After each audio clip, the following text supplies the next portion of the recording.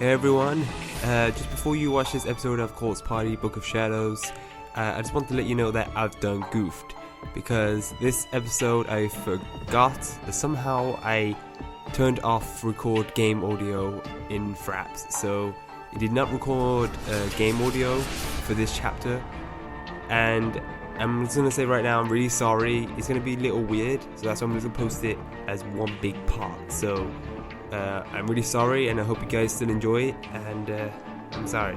See ya.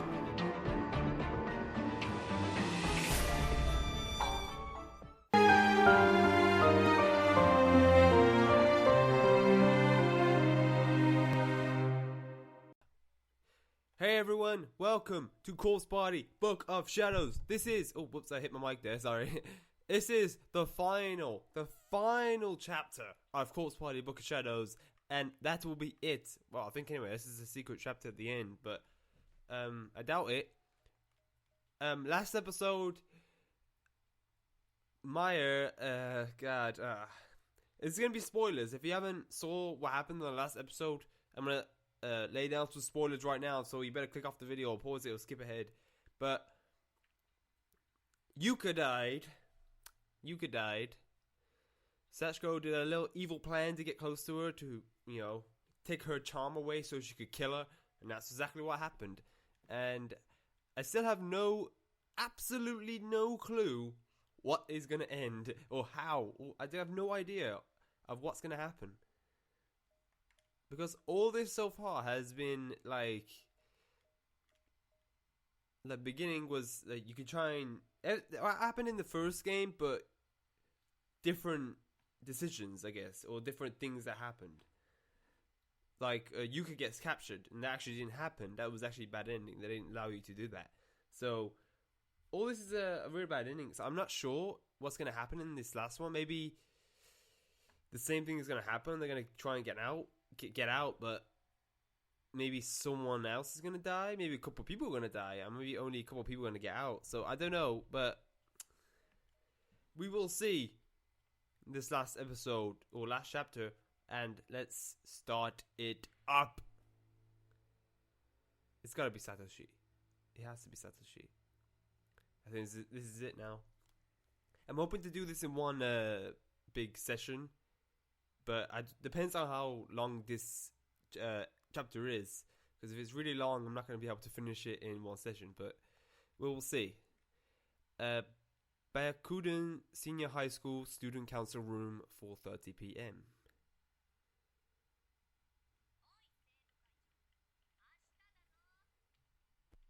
Okay.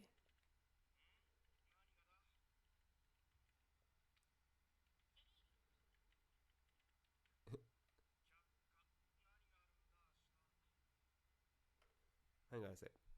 No, just my mic, that's it.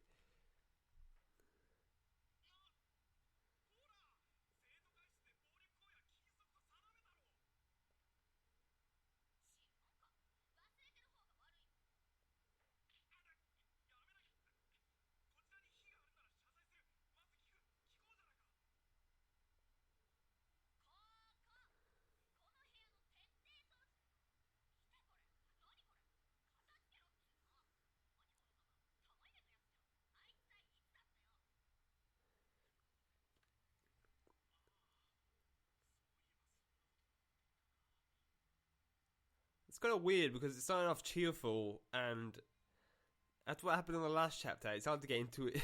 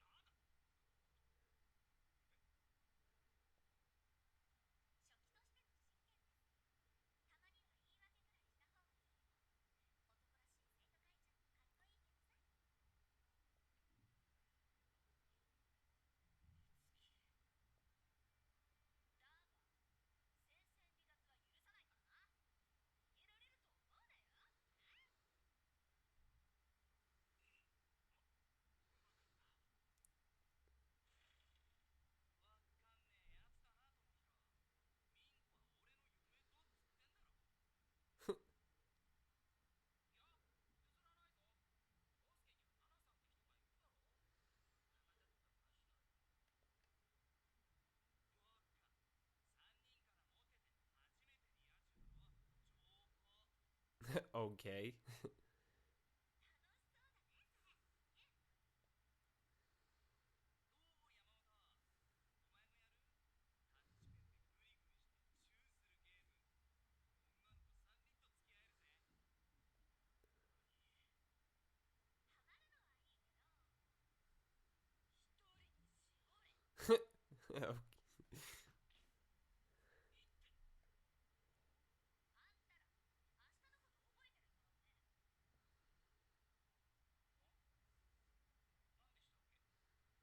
Maybe this is like showing how they got into the school or into. God, how could I forget it? I can't. I can't remember the name. What the heck? Oh, Swimming Academy.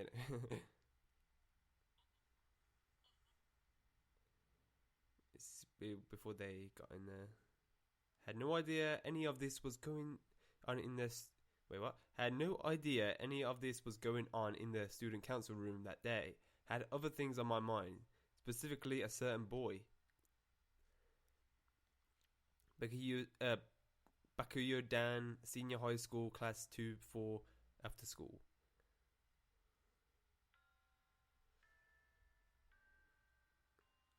My name is Tokoho Kurisaki.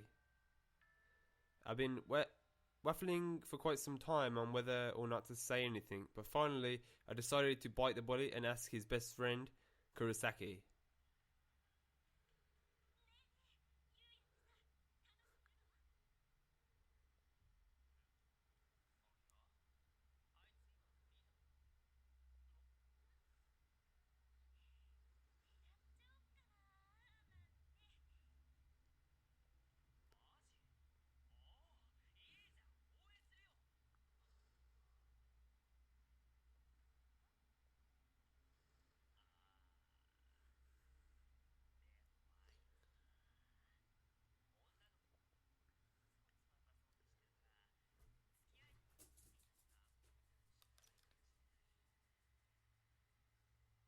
I'll talk about Kizami.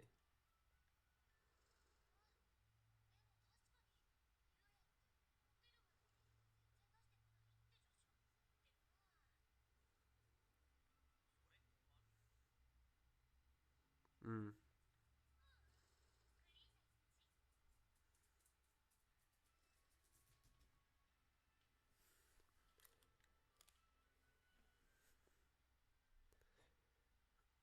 This was Kensuke Kurosaki, who known Yua Kizami. Okay, it was Kizami, aka the boy I liked, pretty much all his life. Oh god. I figured I'd come to him for all the information I needed in my conquest, since he was pretty much guaranteed to know Yuria's dating history. And so far, things seem to be going really well. I mean, not only did I confirm Yuya wasn't seeing anyone, but I got his best friend's blessing too. Oh god. And confirmed that he really wasn't the showy, obnoxious, cool guy type.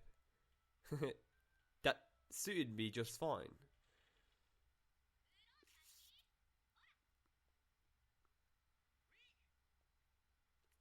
Kurosaki was I can't even say that. Rather startled by the extraordinary, agitated female voice that suddenly rang out from behind his head. But that's Howl Girl Misuki for you. Howl Girl. It's not the anime. She was standing in the classroom doorway, arms folded across her chest, looking like some angry deity about to cast judgment down upon the world.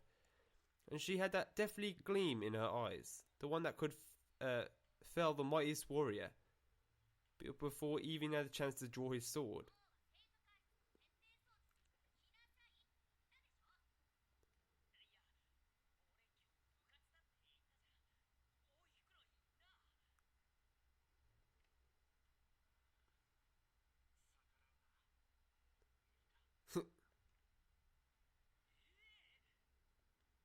Yes. Oh, yeah, this was definitely how girls work.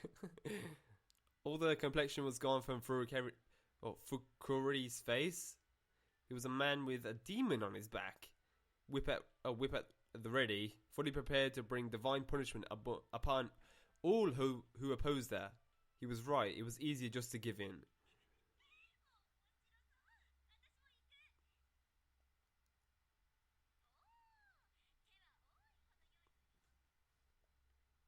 Mitsuki then grabbed the nape of Kurosaki's neck and began dragging him out of the door in a decidedly painful-looking manner.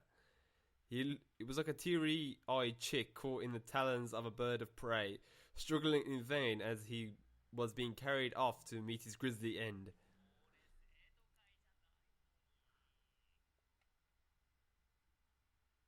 I just love watching those boys interact with Howl Girl. They keep calling her Howl Girl, Mitsuki. I couldn't wait to see her more. I didn't even care if I had to clean in order to do it. I was a volunteer after all, so I was pretty much off the hook here. I could follow them at my own pace, no dragging for me. As soon as we left the classroom though, we ran into Yuya, or Kizami, or rather, I did, as in, I literally ran into him. I wasn't watching where I was going and wound up slamming into him so hard that I fell over. Immediately, he reached out his hand to help me up and asked if I was alright. Now, that's a white knight if I've ever seen one. What a fun evening this would be. I imagined it ending with me lying in bed dreaming of Yuya's perfect face inching ever closer to mine. But instead...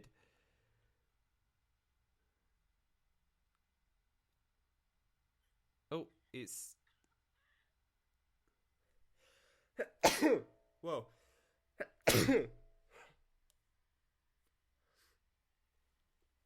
Oh, it happened to me as well.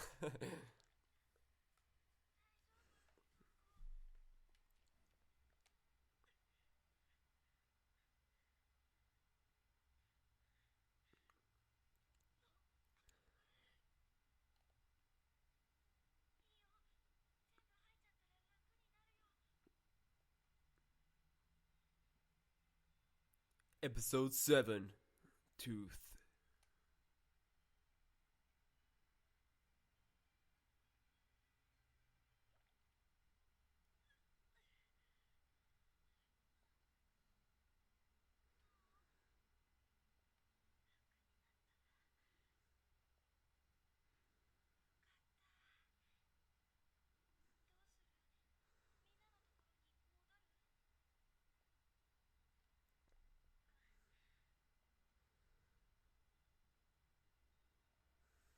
Okay. The store doors seem to be stuck and absolutely will not open anymore. But I was just in there. Maybe the lock somehow got jammed when I left. No. Even with the knob turned on at full blast, there was no water coming through these pipes anymore. So we're on the second wing? No, wait. No, we're not. I've gone to the boys' room. Oh, no.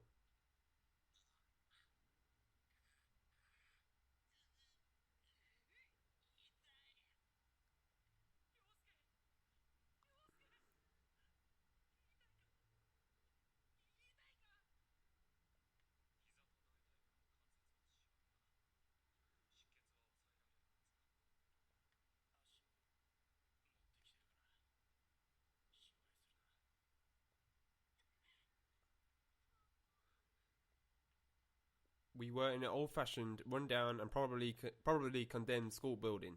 None of us knew how we got here, nor even where here was.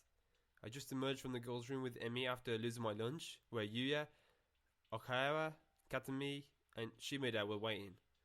The whole hallway was an absolute bloodbath after what just happened. Poor Katsuyama walked into some kind of booby trap and half his right leg was lopped off. From the knee down, it looked excruciating. How is somebody supposed to handle a situation like this? Why did this have to happen at all?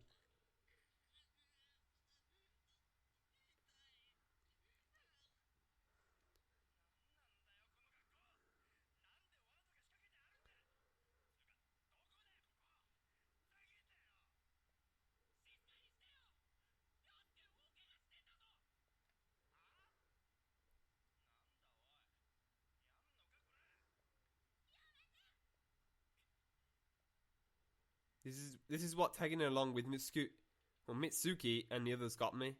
I thought it was going to be a laugh riot, and at first it was great. We all went to the student council room where we met up with Katsuyama, Shimada, and Emi and started cleaning and goofing around. And then we were done. Emi suggested we all try out his new charm she discovered on the internet. She's nuts for that kind of stuff. She took out this simple white paper doll, and we were all kind of fascinated. So we did as we were instructed, and then suddenly everything went dark. Turn down a bit with it. There was a violent shaking, and then we were here in this old schoolhouse. No explanation.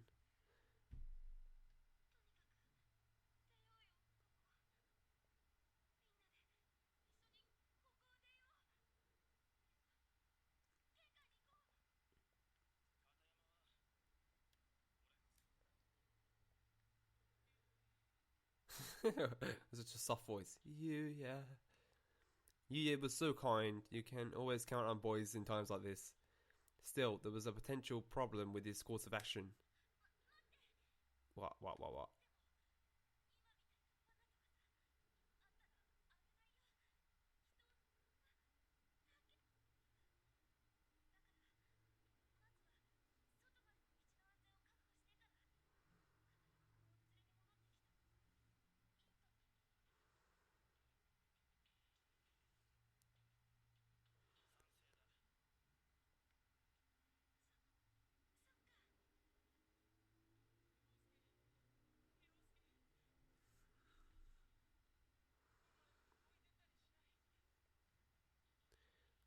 Okawa was in a state of absolute panic. He just kept muttering to himself at Katayama's side. The two of them had always been extremely close. It's only natural he'd be worried, though his concern kind of bordered on a obsession.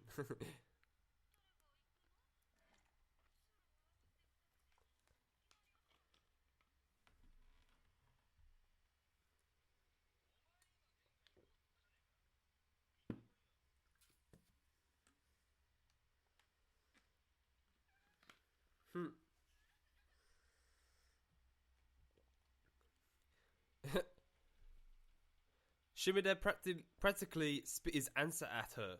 I hate people like him. Sure, he had a pretty face. That's basically all he had, though.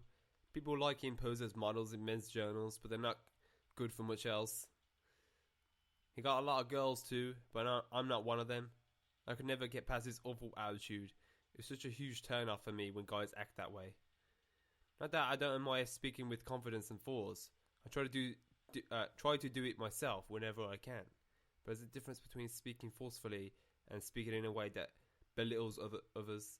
Shimada was basically just cold and uncaring.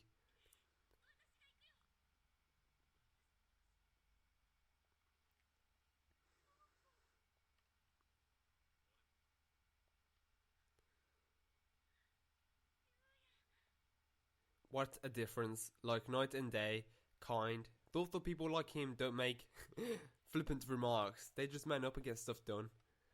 I was crushing on him harder than ever because now, not only did I think he was both cool and hot, I also gained a ton more respect for him.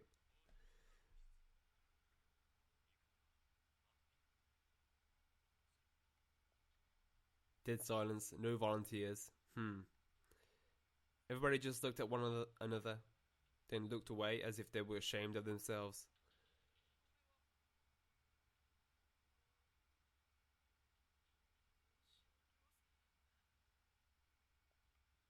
He was frantically shifting his gaze from one person to another.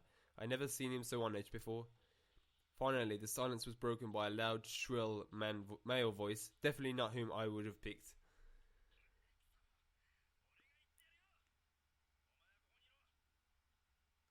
I can see what's going to happen already.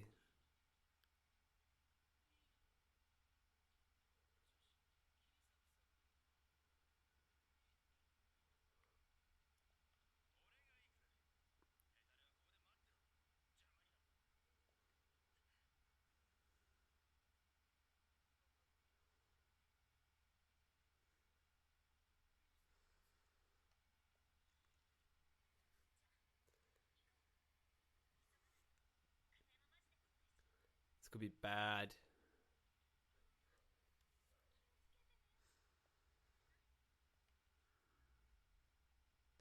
Was I scared? You bet I was scared. But in a situation like this, everybody has to work together. And as long as I had any willpower left in me, I wasn't about to give up. Plus, it didn't hurt that Yuya was with me. Or could I say Kizami? It didn't hurt that Kizami was with me. So I knew everything was going to turn out just fine. I have a feeling that it's going to come to the point where that other guy is going to get on Kizami's nerves and he's going to kill him. Do I have to watch out for traps? Because if I do, then I'm going to be messed up. I'm just going to go ahead and not think. I don't know. Okay. Why did it say we gotta go? It just said we got clear the way in it. To the nurse's office, was it? I think it was.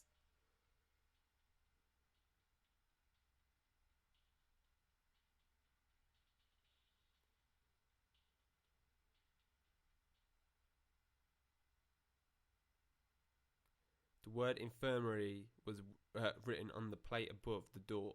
Somehow the room just felt like it would be deserted. I was oddly confident about that. Not sure why I felt that way, to be honest, but for good measure I shouted, "Is anybody in there?" Wait, I should have said do a voice. I shouted, "Is anybody in there?" We still hadn't found Mitsuki after all. I didn't hear her call back though, so really we had no business in this room whatsoever. Wait, was that a key sticking out the lock? Who would have locked the door but left the key? What would be the point?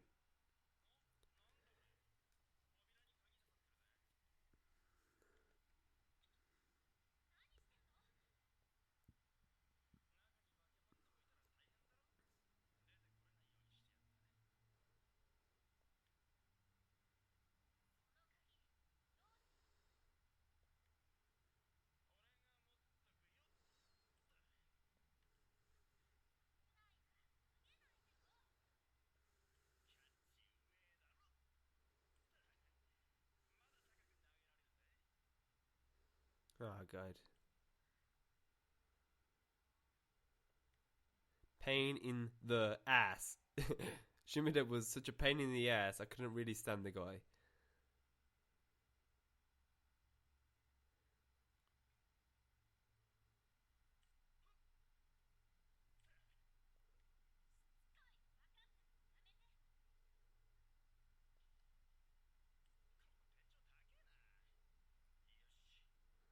Oh my god. Oh.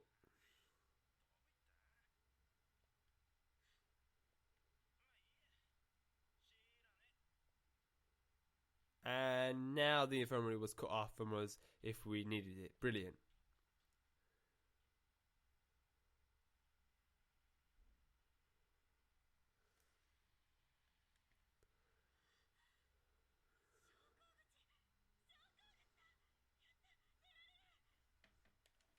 I rushed over to the door, hopeful yet afraid, knowing it might not open, but praying this horrid place would show us at least a little mercy. Gingerly I raised my hand and pushed on it, and it swung open without even the slightest hesitation. It seemed almost too easy. Wait a minute. We're outside? It was unnaturally dark outside, though, and the rain was coming down so hard that peeking my head out for just a moment left my uniform completely soaked. Shimida pushed past me, throwing the door open even wider with his usual lack of regard for anyone and anything around him. My clothes went from soaked to drenched in a matter of seconds. If I were to actually walk out into it, I felt like I would drown.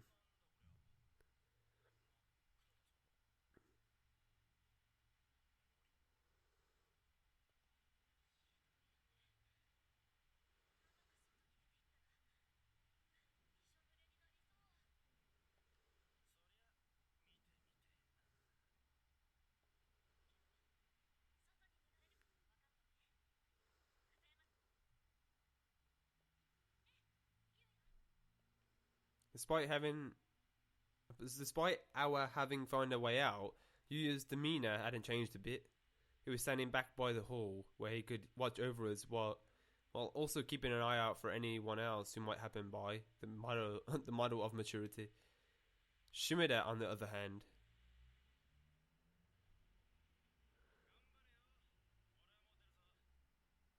oh, he's dead.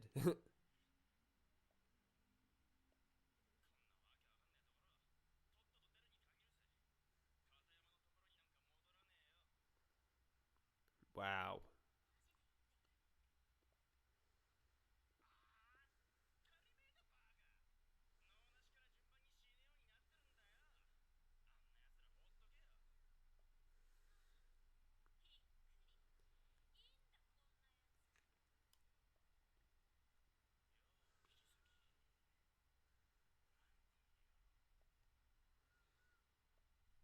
The tone in his voice said it all. He hit the ultimate low. After abandoning his friends to save his own hide, he was now basically propositioning me.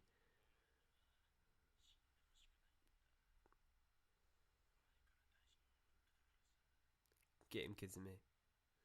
With the obviously rehearsed and truly sickening pickup line, he really was a slime ball to end all slime balls.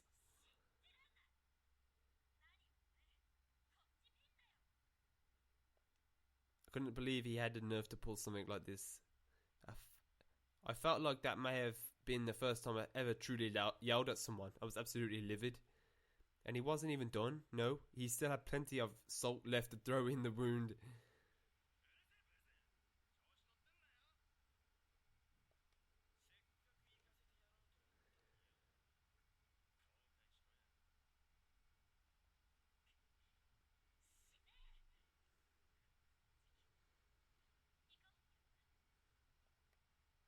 My head was swimming. I was scared, I was angry, I was sad. Every negative emotion brought to the forefront and every positive emotion pushed away. I didn't look back, I just turned away from Shimada, walked over to Yuya's side and continued past him into the hallway, I mean. Yuya had been watching all of this unfold from the other side of the room, and for a moment, he just stood there, staring blankly at Shimada. Uh-oh. Uh-oh. Oh! Shimada then drew a large knife from his breast pocket. Its tip struggled to glisten in the dull light of the room, but it did ultimately succeed. Succeed? Okay. He began waving it around like a dumbass, probably thinking it made him look more menacing. Oh, this is where...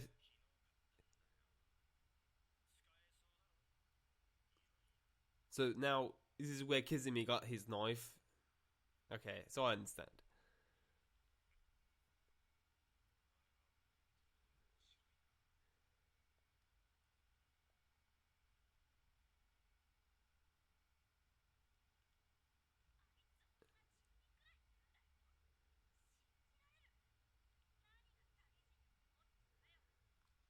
Oh, God. She's not gonna see Kizami kill him. I wanna see it.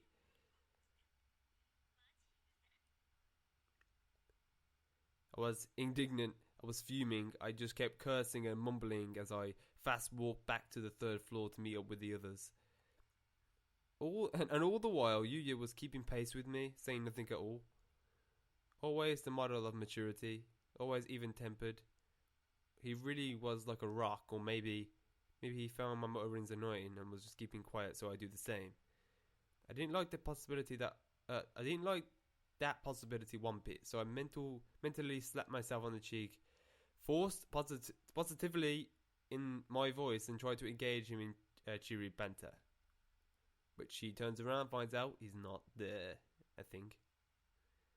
No, he's there.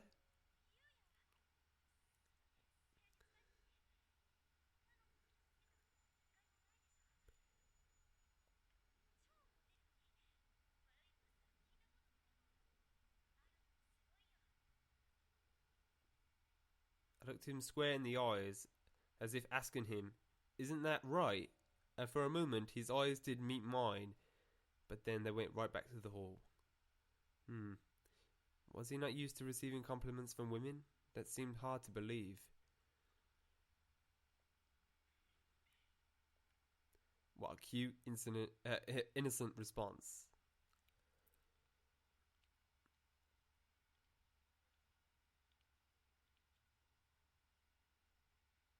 must have come across as bipolar to him or something. One second I try to lighten the mood with small talk or compliments. Then I start feeling scared of the school again, or angry at Shimada, or sad for Katayama. My mind just couldn't make up. My mind just couldn't make up its mind to what it feels. I can't even say. Oh.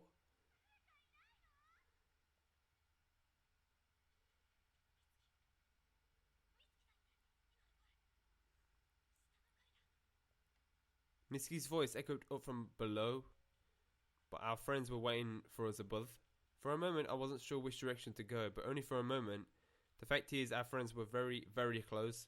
So close that it would be foolish not to tell them what was going on before chasing after Mitsuki.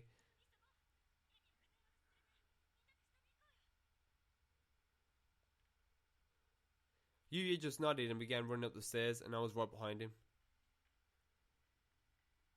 Okay, here we go.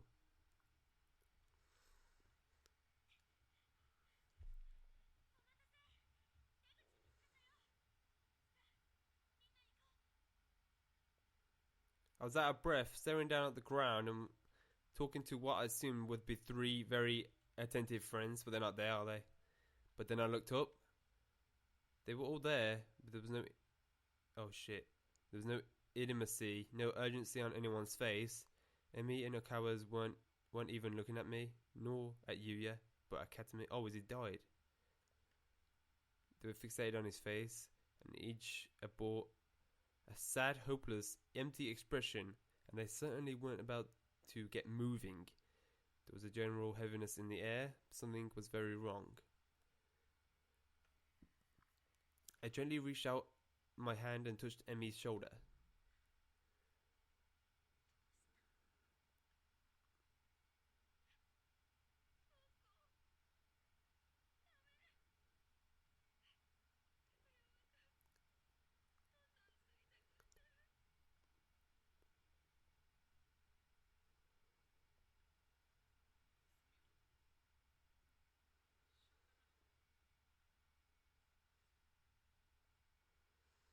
Emi's eyes were filled with tears.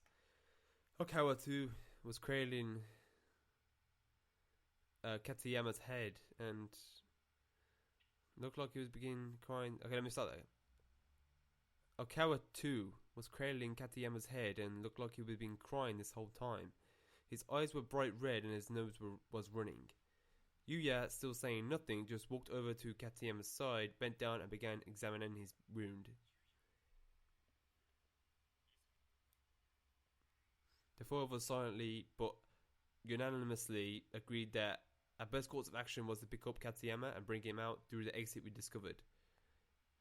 And we had to be very, very quick about it, or he really would die. I could tell just by looking at him that his time was almost up.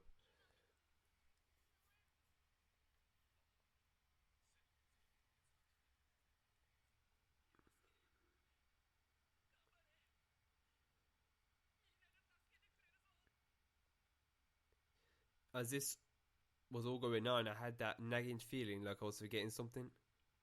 Of course, Mitsuki. We had to go find her.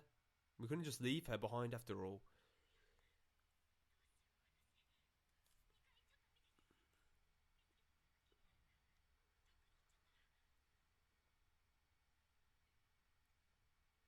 Even he didn't have to say anything this time. He's always told me the whole story. Got it.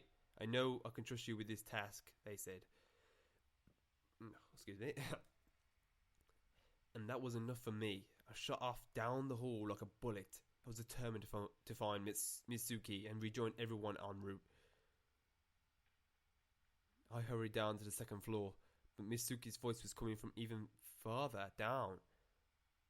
Oh, yeah, I forgot you went... No, was it? No, that wasn't her. There was someone else.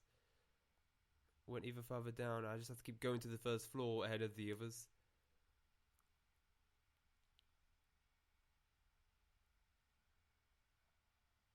Oh, God, here we go. Do do do do do do do do do do do do do do do.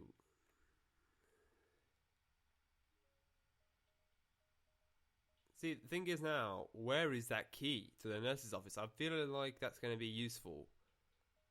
Or maybe that's going to play out later on. Maybe, I don't know, maybe it will change to Satoshi or someone, and then they'll find that key and they'll be able to go to the nurse's office. I don't know.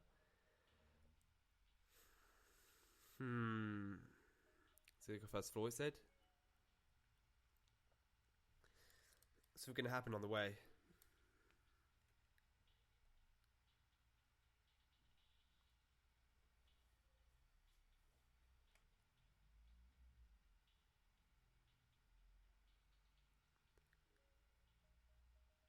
Where though? Is it second? I'm trying to think where Mitsuki was. Shit. She was in was it the second wing? I think she was in the second wing.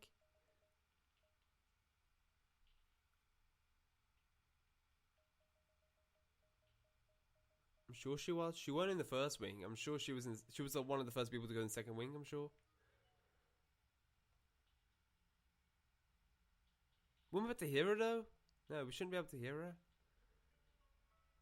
The door leading out to the covered walkway is frozen in place as if decorated. Okay, I understand. Maybe the locker room.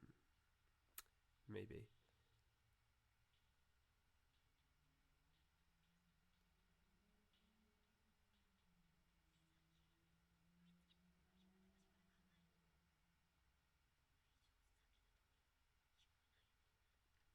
Back. Okay. Maybe it's up top then. Is this right?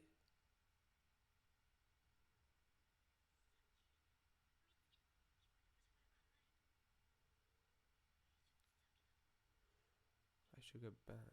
What's this, sir? Thoroughly decomposed corpse, having gone completely skeletal, it's virtually impossible to determine age or gender.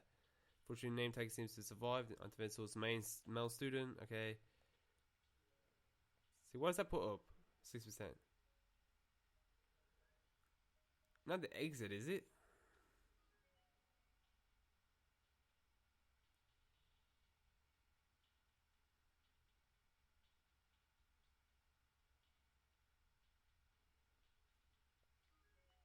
One way or another, we're going to make it out of this school, all of us together.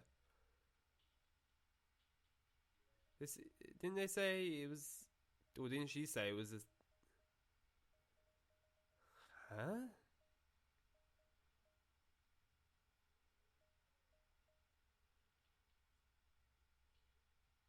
I'm sure she said it was the first floor, but I'm guessing it's not.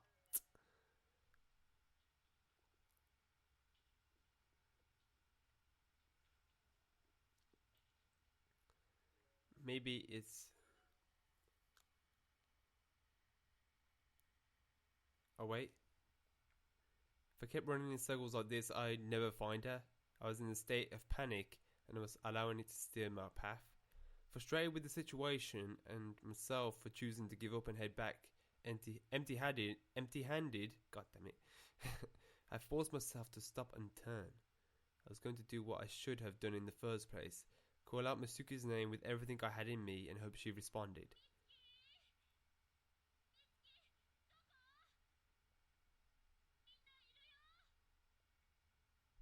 No answer. Just the cold, lonely sounds of rain and wind bearing down on this old dilapidated or dilapidated, I can't even say, building. This may have been a fairly large school, but sound travelled well in here. If she were anywhere in this hallway, I'm sure she would have heard me. And if she were just here only minutes ago, she definitely should have been around now. Could have something happened to her. We all know Kizami kills her anyway, but when does it start? Maybe it will go up now. Can I? No, no, no.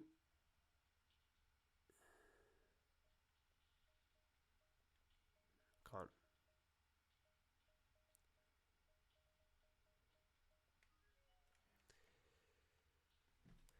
I don't know. I don't know.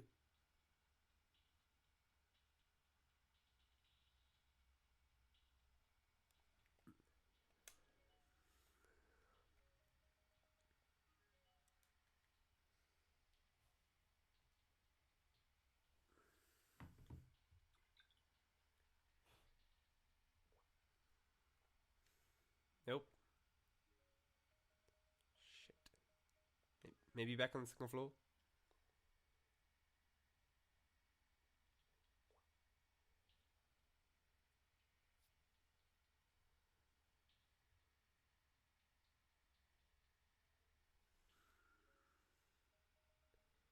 Hmm.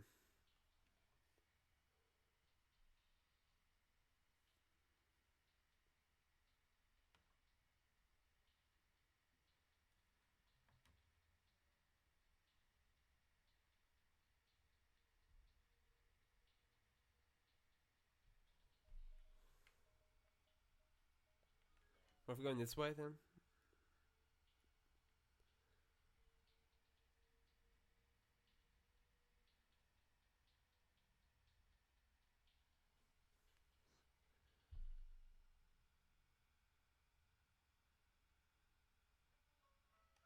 No.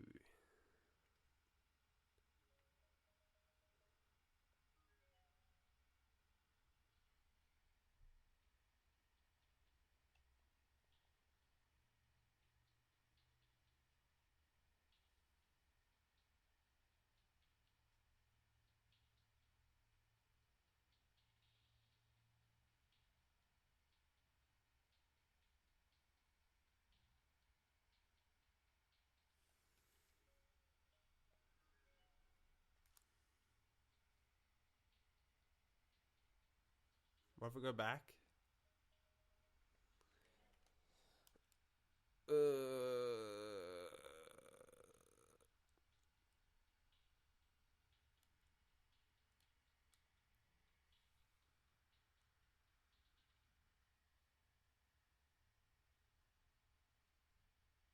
What the? Oh shit. There is a ghost. That was that out scream. Do I talk to it? I don't think I should. Maybe I'll save it. Let me save it. Let me save it. Let me save it.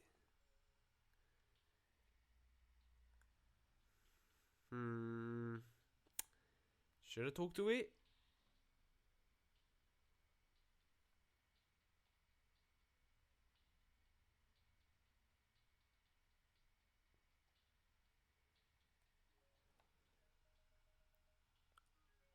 I'm actually. It won't let me go up, so. I go leave, I think?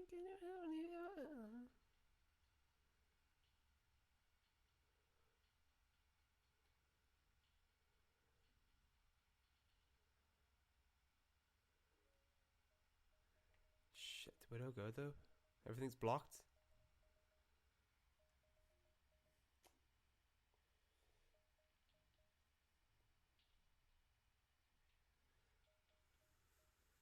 Only one place to go.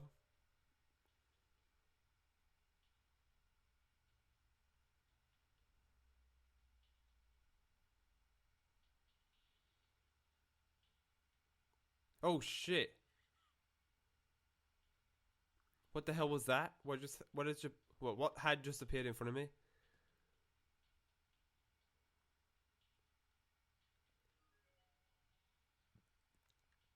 From the looks of it, you're another victim dragged here against your will. No.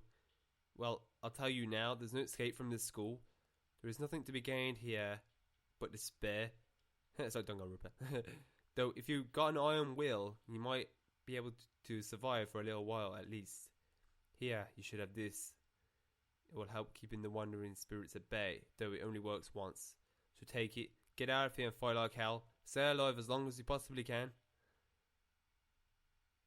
Spirit vanished, but lying on the floor below where it had been was a gemstone. Specifically, a violet-coloured gemstone, probably an amethyst. Oh, it's expensive, man. So I can use that to keep the wandering spirits at bay one time, huh? I guess he meant the full body ones. or it would have kept him at bay too.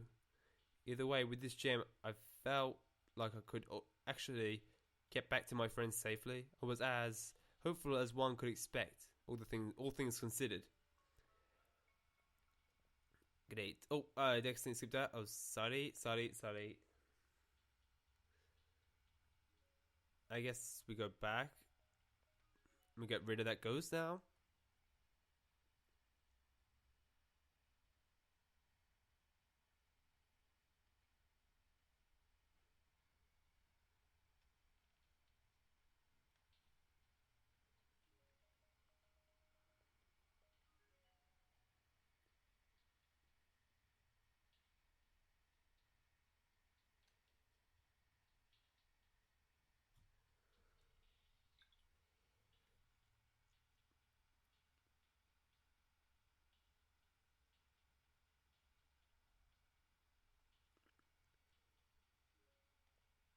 I feel like I'm supposed to do this. I'm going to save it just in case, because I don't know. Okay, here we go. It appears to be the ghost of a young boy. Yeah, here we are. I guess that was abandoning if I tried to sneak past. I held the amethyst in front of me and approached the spirit. Yes, and incredibly, it actually worked. Both the ghost and gem faded and disappeared. Oh, guys, keep burping away. The stairwell was now free to be traversed. Is everyone alright?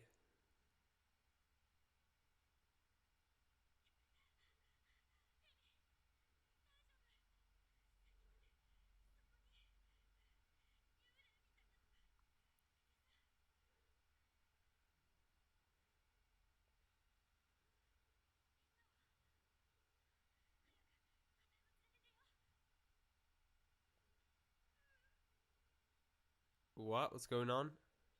Emmy's face was absolutely wrecked with tears, and she was shaking her head violently.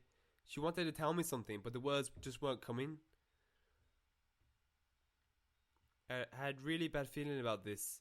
I ran past her to the bathrooms to where Kazuyama was being lifted onto... Yeah, sure. Yeah, really? Travis? Really? Soldiers, when I left.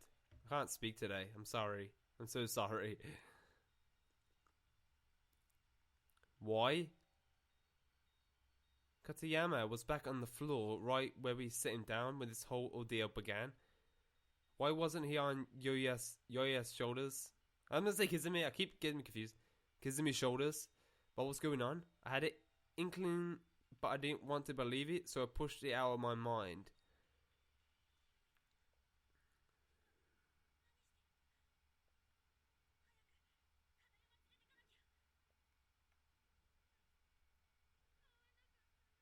Oh shit.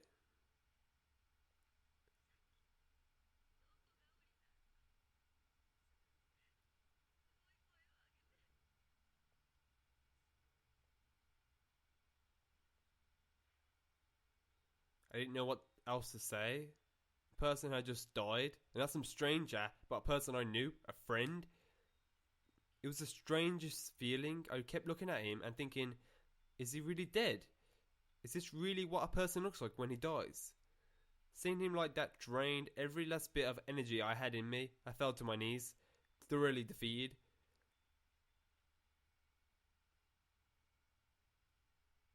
What's going to happen now then?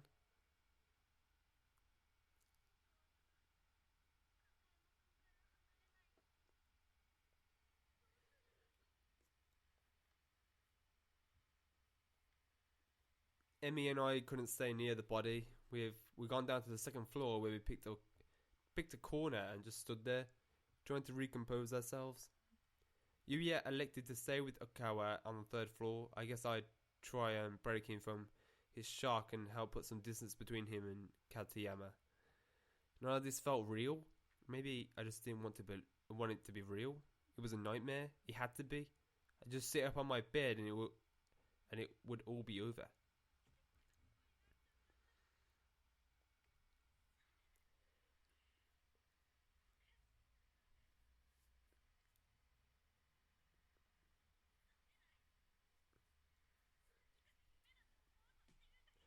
It's not a dream though.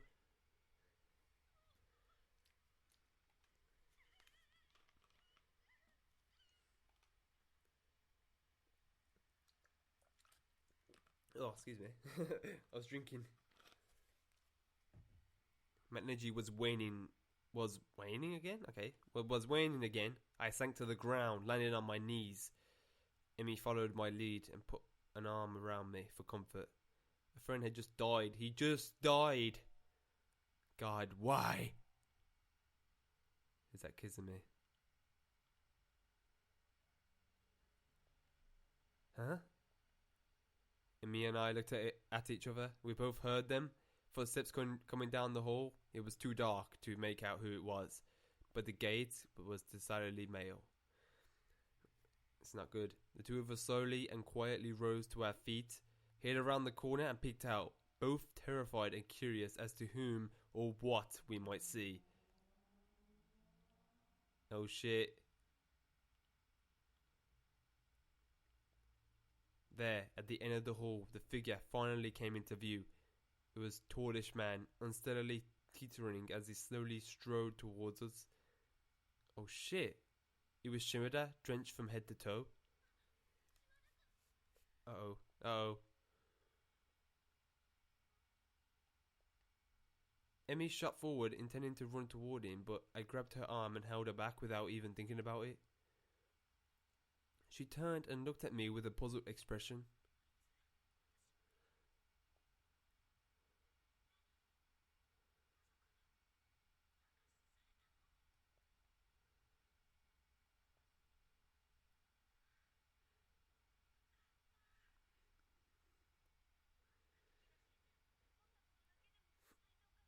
He's gonna kill her, innit? He's gonna kill her with a knife, and then Kizami's gonna have to come down and help. She looked back. She looked back at me again as she said this, staring right into my eyes in an almost disciplinary manner. It was perfect guilt stare. I couldn't help but succumb to it, feeling bad for not having filled her in about the Shimada incident.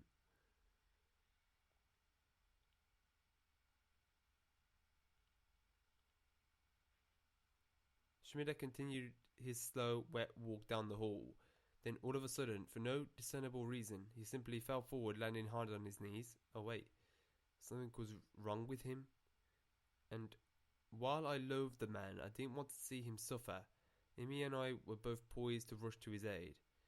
When the other figures randomly began appearing all around him, figures of children, oh shit, blue and ethereal shimmering with their own light.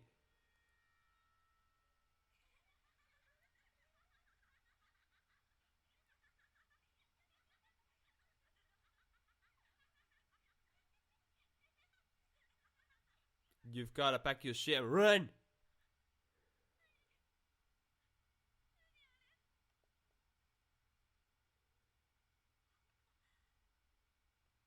We could barely even see Shimada from our vantage point anymore, as his body was obscured almost completely by the backs of these ghost children. He wasn't moving, though, so it didn't seem like they were doing anything to him. But then he wasn't moving at all, which seemed highly suspicious. It occurred to me that maybe we should try and save him. I inched forward. He was still in exactly the same position he had been when he fell to his knees. Sorry, just heard something. The same position as he had been when he fell to his knees. He literally hadn't moved at all. Was he unconscious? Amy and I looked at one another and nodded. It was a silent signal to move forward and do whatever we could do to help.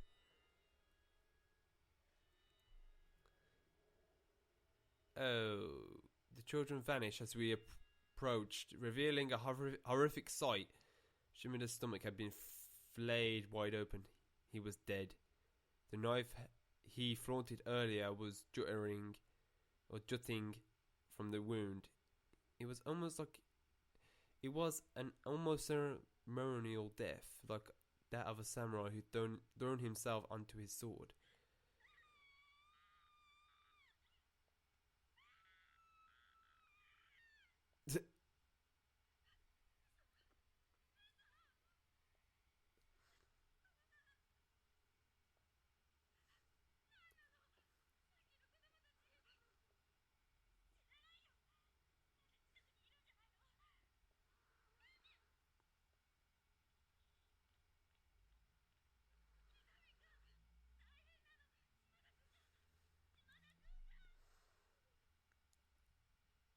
Yuya, or Kizami, who presumably rushed down to see what was wrong, calmly walked over to Shimida's body.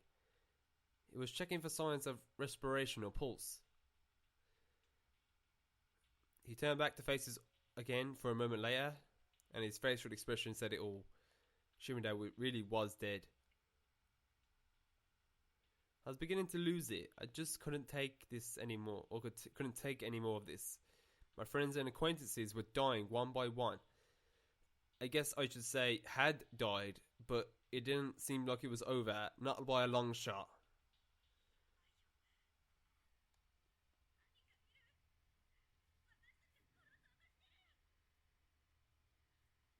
Hell, he was doing more than trying. He had already succeeded twice over. I was scared, I was paranoid, I was shaking and crying and screaming inside. I was deathly afraid that something else would show up, and then it did. Him? Oh, it's Satsuko! It was a little girl in a red dress, standing between us on the third floor staircase. I couldn't make out the expression on her face through her bangs, but I could literally feel the hatred in her eyes as she stared into our souls.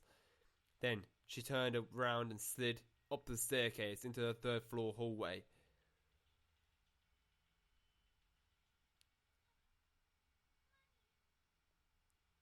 Emmy was turned the other way, so she hadn't seen the girl at all. She eventually followed our gazes, but by that time the girl was gone. She looked confused. That particular apparition looked a lot different from the other ghosts I'd seen, but there was still no doubt in my mind she was definitely a ghost.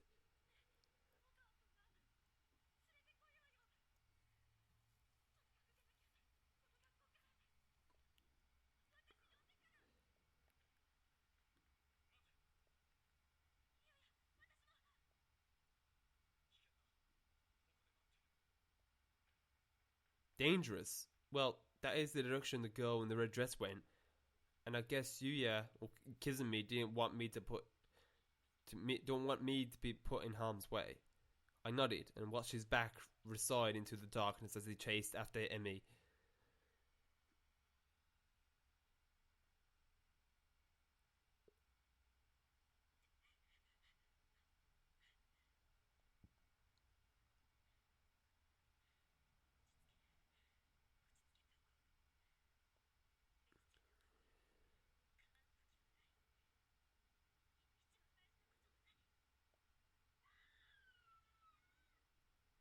Oh no. Is that Kizami? I bet that's Kizami doing it. It's gotta start sometime. What was going on? Why was Emmy screaming? I could hear voices now. Emmy and Okawa were having a heated argument.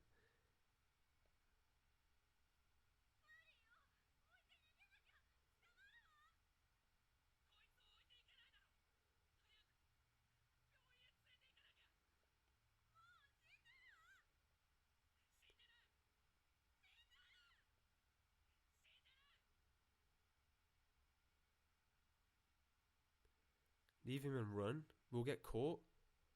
That ghost girl must have been pursuing them.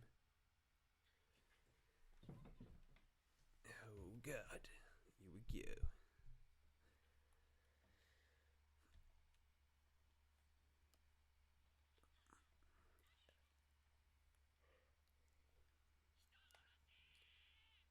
Murderer. Oh! Katayama's body was sprawled out unceremoniously on the landing halfway up to the third floor along with Okawa. At the top of the stairs stood Emmy, and in front of her Kizami, with an imposing scowl on his face. I didn't understand any of this, what had just happened. What I do. I understand. I think everyone else does. He's dead, who cares? I actually agree. Emmy let out another scream and came running toward me down the stairs. Okawa then seemed as if he'd fallen and broken his arm. He was lopsidedly crawling toward me. It was almost as if he was trying to distance himself from Kizami.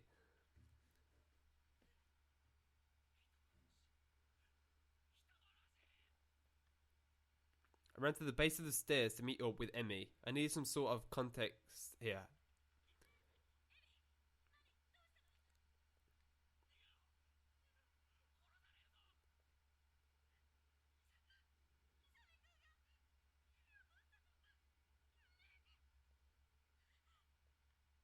He glanced up at Kizami, but his face was shrouded in darkness.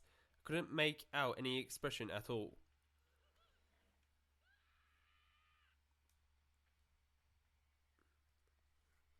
Okawa seemed to have reached his breaking point. He shot to his feet and took off behind me toward the second floor as fast as he could. Kizami kicked Okawa down the stairs. Why?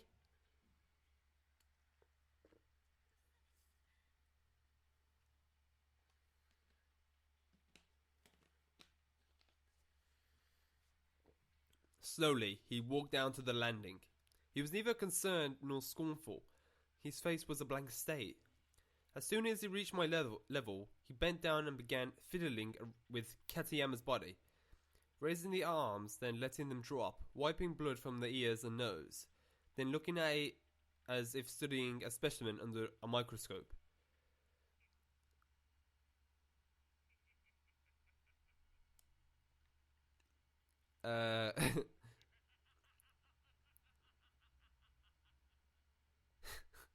What the hell? He was enjoying this? I finally got to see an emotion written clearly on his face. And it was elation. How was this not some sort of crazy dream?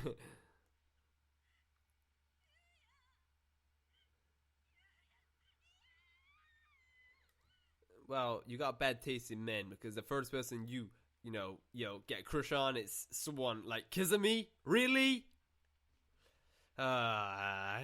Tears began spilling from my eyes like water. I was shocked, confused, and I don't even know what else.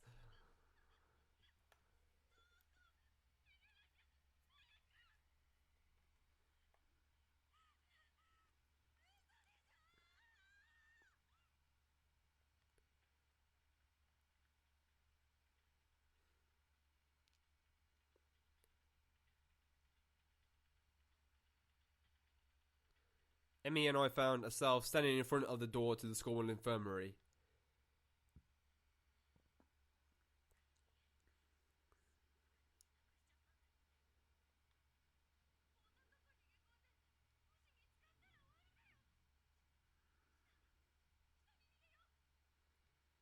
The poor girl was frantic. I can't say I blamed her, but well, something about this whole situation didn't feel right to me.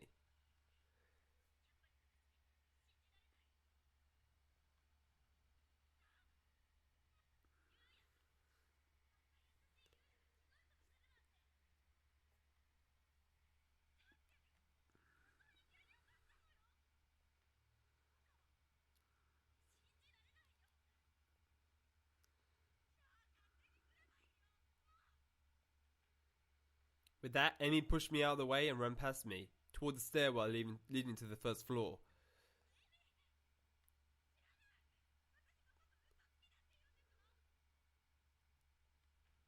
And off she went. I was now separated from every one of my friends, but was I really in danger? I mean, I was, but from Kizami? That just didn't seem right. Or more likely, I didn't want it to be. I wanted to believe that this was all a misunderstanding. My legs were shaking and my head was swimming. I just stood there unsure of where I should go or what I should do. And then, there he was, right behind me. And in his hands was Shimida's huge knife, the one that was last seen jutting from Shimida's stomach. It was still dripping with blood. This definitely made matters more complicated. How could I doubt Kizami's guilt when he was holding something like that? Why did he even have it? How could he possibly bring himself to pull a knife from his friend's lifeless corpse? But I wasn't going to run. I turned around and braced myself. I opened my mouth, intent on discussing this rationally. If I ran away now, I felt like it would all be over. There would nothing be left to save. No one left to trust. But what could I possibly say to him?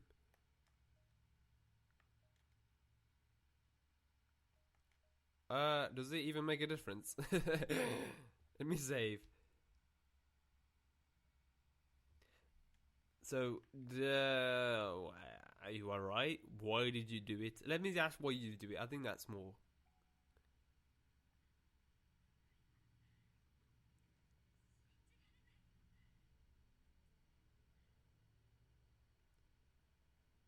My body was still visibly shuddering and my voice was breaking.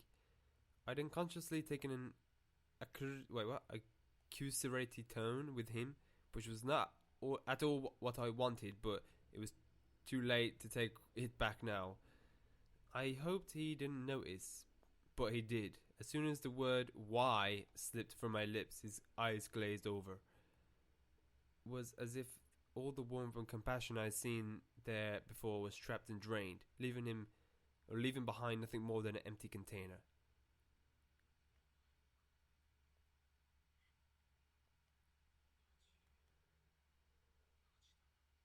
Oh shit.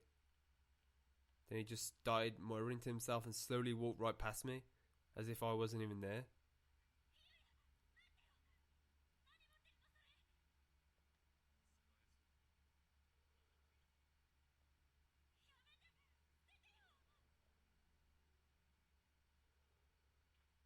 No, I couldn't let this go on. I grabbed him by the arm and just clung to him, putting my full weight on his body to keep him from going any further down the hallway. He was at a crossroads, about to walk down a path of no return, and I wasn't going to lose the kind, considerate Kizami I'd fallen for. Fortunately, the only tools I had at my disposal for stopping him were my feelings, and those just weren't going to be enough. Oh, I was so stalled that it took me a moment before I even figured out what just happened. That was the first time in my entire life that I ever been punched in the head, and he put everything he had into it. I couldn't focus. My brain was still rattling inside my skull from the impact. Oh, the world was spinning. I looked up at him with spasmodic, twitchy, tear-filled eyes. There was no sign of remorse or compassion whatsoever. He looked like a feudal warrior clutching his sword and staring down at his enemy.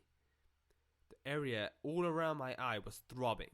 It hurt so badly and I felt so swollen and sore I couldn't even imagine what it must have looked like. And he wasn't done with me. He got in closer and closer, grinning unnaturally as he raised his fist for a second strike. Ah, come on.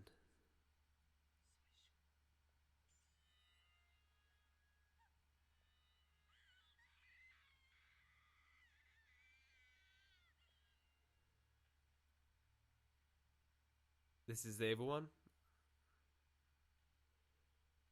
Oh, it's me still? I was running on pure instinct and adrenaline at this point. I shot to my feet and just forced him to carry me to safety somewhere, anywhere. He was going to kill me? He was really going to kill me? God!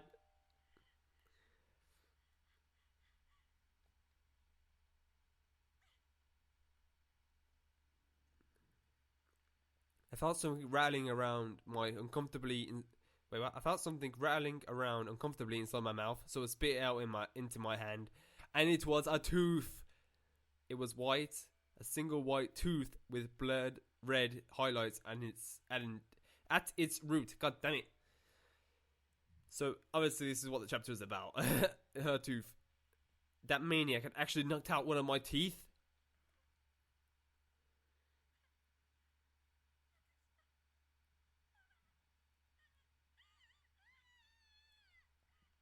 He was there, just behind me. I panicked, tripping over my own feet and stumbling to the ground on the landing between the first and second floor. I had fallen on my backside, dropping my tooth on the ground next to me, and began slinking away from the encroaching figure of Yuya Kizami. Save me! Somebody! Anybody! God, please!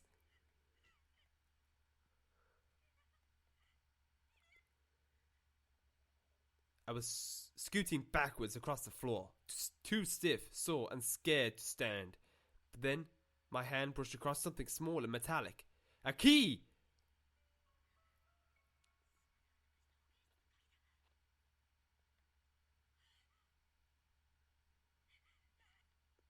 Even with my hand right over it, I was shaking so badly that I could barely work my fingers to get a grip. It was the most frustrating feeling in the world, and for a few seconds that felt like hours. I just kept trying in vain to pick up that damn key. Finally, I slipped my finger through the ring. I had it. This was my one and only chance. Scrambling to my feet, I somehow slipped past Yuya and ran back up to the second floor as fast as I could. Forced my shaking legs to carry me. I had the key. I could lock myself in. I could hide in the infirmary. Kizami didn't pursue. Not right away. He just stood there, staring at the tooth that I dropped on the ground.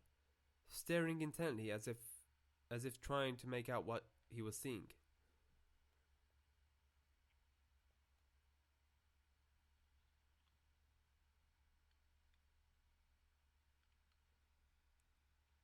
What is eating her to? Ugh. Oh, that's so wrong. Oh, stop it.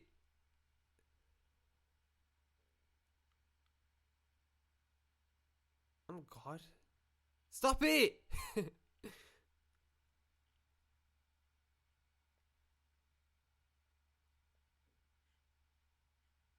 God, man, he's so wrong.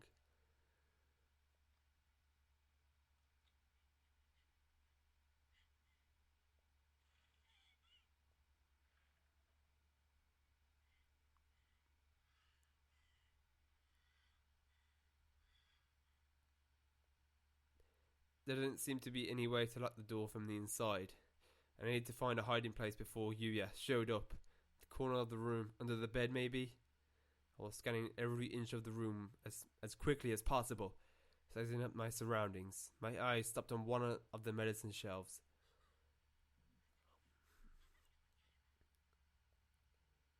It felt like such a revelation, like the answer I was looking for. But what was I going to do with the scissors? Was I going to fight? Fight who? Kizami? I wouldn't stand a chance. I decided to leave them there.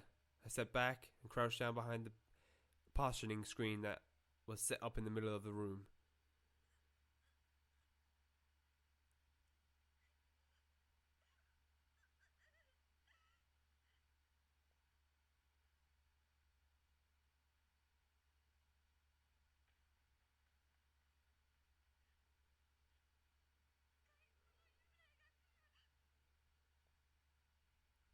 Urabi had run back into the bathrooms on the third floor to warn Akuma about the imminent threat that was approaching. Unsurprisingly, he was still crouched on the ground, cradling Katayama's lifeless head in his arms. He was still stubbornly insistent that if he were to leave that spot, he'd have to carry Katayama with him.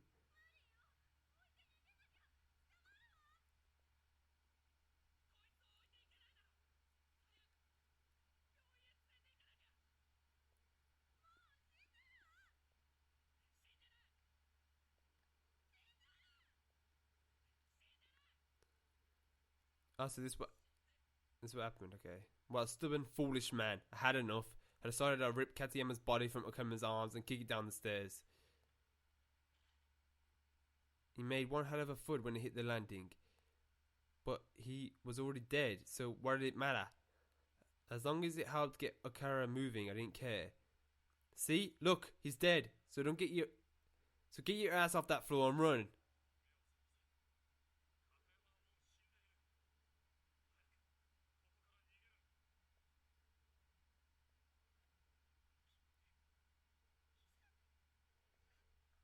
Yurei was looking at me, then Katayama's body, then back at me, as if she couldn't make up her mind which was more interesting. But why was she looking at me? Did I have something on my face? Akaya, on the other hand, was focused squarely on Katayama.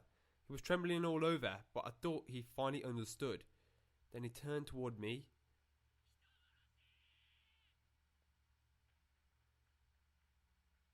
Yelled like a madman and ran down the stairs toward his friend's body. He wasn't exactly in his right mind, however, so those last few steps didn't quite go as planned. He tripped and fell quite hard next to Katayama. I feel bad now. Because I shouldn't have said that. He didn't do anything. But what did he have that smile on his face? Why?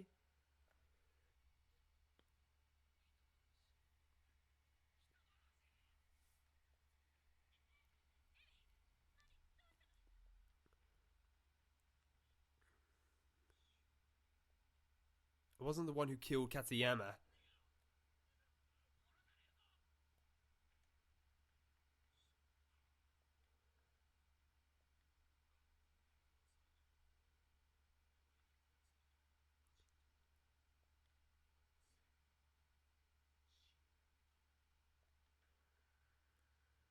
So they fucking started it. The idiots. Them two started Kizami. He wouldn't have changed otherwise. And that was the end. Tooth.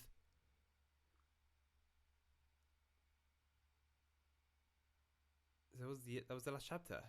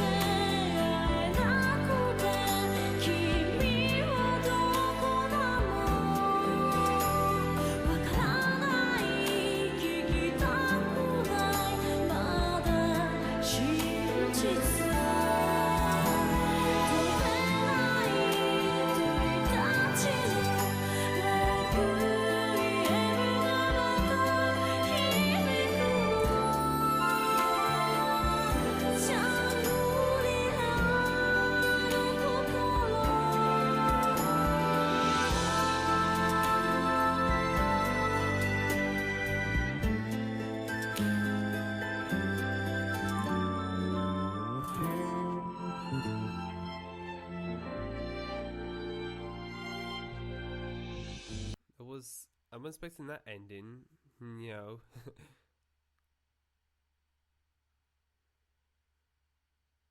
Number 7 clear. Prologue. Oh, Blood Drive. Chapter is now playable. So there is an extra. There is an extra.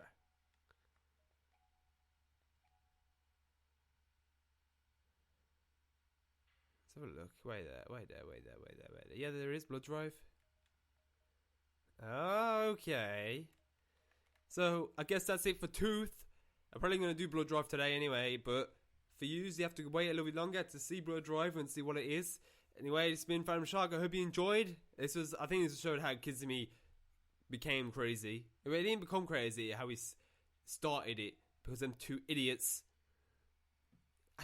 Honestly, it's just, only if they two weren't there at that time, he wouldn't have went crazy. Maybe he would have later on, but not that time.